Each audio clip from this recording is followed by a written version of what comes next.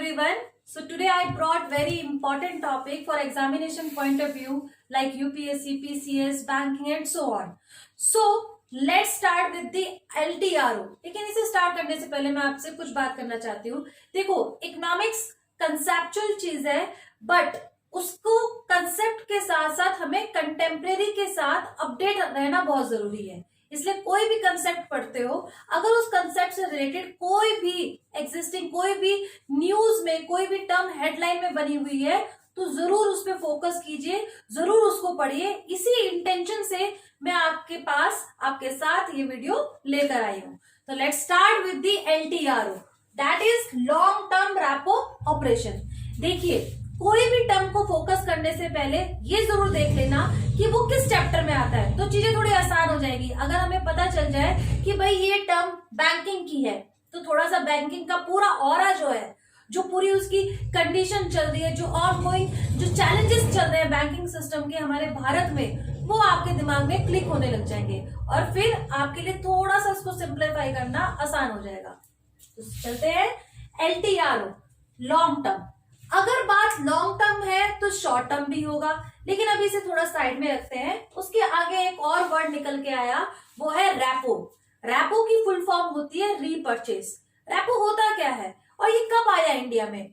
देखिए अगर आपको थोड़ा सा याद हो, मॉनेटरी पॉलिसीज के कुछ रेट्स जो इन्फ्लेशन को कंट्रोल करते हैं, उसमें से जैसे आपका बैंक रेट है, रेपो रेट है, रिवर्स रेपो रेट है, MSF है and so on. Repo rate आपका LAF के अंडर आया. ये LAF क्या है? Liquidity adjustment facility. क्या हुआ कि 1998 में एक कमेटी का गठन हुआ. उसका नाम था, जिसे हेड किया था नरसिम्हम कमेटी. इनके अनुसार, इनकी रिकमेंडेशंस के अकॉर्डिंग ये सलाह दी गई कि मार्केट में लिक्विडिटी ज्यादा से ज्यादा बनी रहे. अगर मार्केट में बैंकिंग में लिक्विडिटी ज्यादा होगी, लिक्विडिटी क्या होता है? जब कैश ज्यादा से ज्यादा होगा तो वो मार्केट को फ्लो करेगा, बूस्ट करेगा, प्रोडक्शन बढ़ेगा, व्यापार होगा, निवेश बढ़ेगा, रोजगार ही रोजगार उत्पन्न होंगे. तो इस मंशा को लेकर LAF इंट्रोड्यूस हुआ और इसके अंदर सबसे पहले रेट इंट्रोड्यूस हुआ, वो था आपका रेपो. रेपो का मतलब ये है कि शेड्यूल कॉमर्शियल बैंक्स जो अभी तक 1998 तक लॉन्ग टर्म ड्यूरेशन के लिए लोन लिया करते थे, under which rate? Bank rate.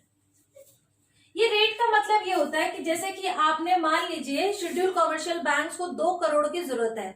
अगर वो 2 करोड़ RBI से लेते हैं तो वो किस ब्याज दर पे, क्या रेट ऑफ इंटरेस्ट होगा जो RBI चार्ज करेगा? तो ये वो सारे रेट्स हैं. यहाँ पे जनता नहीं है, यहाँ पे शेड्यूल कॉमर्शियल बैंक्स और RBI है जो father of all banks in India है.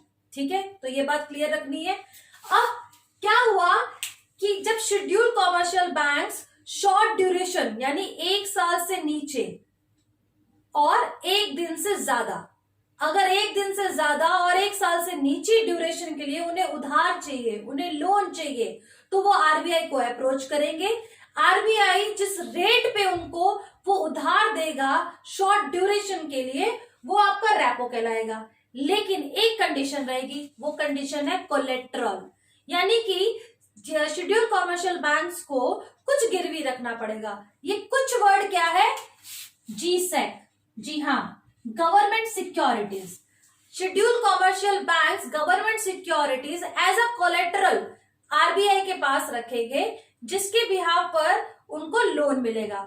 और RBI ये कहेगा जब आप लोन को रीपे करेंगे, चुकाएंगे, तो फिर ये GSEC को रीपर्चेज कर लेना. तो अब यहां से ये समझ में आया कि रेपो की फुल फॉर्म है रीपर्चेज. रीपर्चेज किसको? GSEC को. ठीक है, अब हुआ कुछ नहीं है, 15 फरवरी से LTRO आया है, जिसका मीनिंग ये है कि RBI ये कह रहा है कि शेड्यूल कॉमर्शियल बैंक्स अब RBI से लॉन्ग ड्यूरेशन मतलब 1 साल से ज्यादा और 3 साल तक. अगर 1 साल से ज्यादा के लिए 1 साल तक उन्हें उधार चाहिए, पहले तो था रेपो में 1 साल से नीचे, अब है अगर 1 साल के लिए लोन चाहिए या 3 साल के लिए लोन चाहिए तो वो आरबीआई से ले सकते हैं, बट इसमें रेपो मौजूद है, यानी 2 कंडीशन लागू है। सबसे पहले कोलेट्रल है, हाँ भाई बिल्कुल है, लेकिन लॉन्ग टर्म है तो भाई ड्यूरेशन बदल गया, इसमें 1 साल था, इसमें 1 साल से ज्यादा हो गया। लेकिन कंडीशन क्या है, जो ऑन गोइंग आपका रेपो रेट चल रहा है उसी रेट पे ये लागू होगा। यानी कि सपोज एसबीआई को मान लीजिए, अच्छा एक और कंडीशन रखी है कि वो लोन का अमाउंट मिनिमम जो है वो कितना होना चाहिए, 1 लाख करोड़। अगर एसबीआई 1 लाख करोड़ आरबीआई से उधार लेती है तो वो किस रेट पे, वो क्या रेट चार्ज होगा, वो ऑन गोइंग जो प्रिवेलिंग चार्ज है, रेपो रेट है, वो इंटरेस्ट रेट चार्ज होगा। जैसे कि अभी लेटेस्ट जो चल रहा है वो 5.15% है। तो ये आपका एलटीआरओ है, ठीक है। इसके पीछे लाने का मंशा क्या था, ऑब्जेक्टिव क्या था आरबीआई का, टू इंक्रीज लिक्विडिटी। लिक्विडिटी और ड्यूरेबिलिटी, ड्यूरेबिलिटी एक शब्द निकल के आया है, वो शब्द क्या है कि भाई पहले क्या होता था, ये एक सिस्टम है बैंकिंग सिस्टम में, अगर बैंक्स लॉन्ग ड्यूरेशन के लिए लोन लेते हैं तो उन्हें रेट ऑफ इंटरेस्ट ज्यादा देना पड़ेगा। जैसे कि जो बैंक रेट है वो अभी क्या चल रहा है आपका 5.40%, यानी कि अगर आप 1 साल से ज्यादा के लिए लोन लेते हैं तो आरबीआई जिस रेट पे देगा वो बैंक रेट है, और वो कितना है 5.40, ठीक है। लेकिन शॉर्ट ड्यूरेशन रेपो रेट कितना है 5.15%, यानी कि अब बैंक्स लॉन्ग ड्यूरेशन का loan at low rate of interest पे ले सकते हैं। तो ये एक फैसिलिटी मिली, और इस फैसिलिटी से क्या होगा, बैंक्स ज्यादा से ज्यादा उधार ले पाएंगे। जब उनके पास लिक्विडिटी ज्यादा होगी तो वो फर्दर पब्लिक को, चाहे उसमें इंडस्ट्रियलिस्ट है, मेन पर्पस तो बिजनेसमैन है और आम जनता भी है, लेकिन मेन बिजनेसमैन इसलिए है कि जब मेन बिजनेसमैन बैंक से लोन लेगा तो वो रेट ऑफ इंटरेस्ट कम पे करना पड़ेगा, जिसकी वजह से उनका उत्पादन जो है, उनका जो निवेश है, उनका इन्वेस्टमेंट है वो आगे और इनहांस होगा और बेरोजगारी और डाउन होगी, जिससे कि पूरे देश की अर्थव्यवस्था बूस्ट करेगी। तो ये आपको समझ में आया कि भाई ये ओवरऑल मीनिंग क्या था, इसके पीछे लाने का क्या ऑब्जेक्टिव था आरबीआई का। चलो ये 2 चीजें क्लियर हो गई।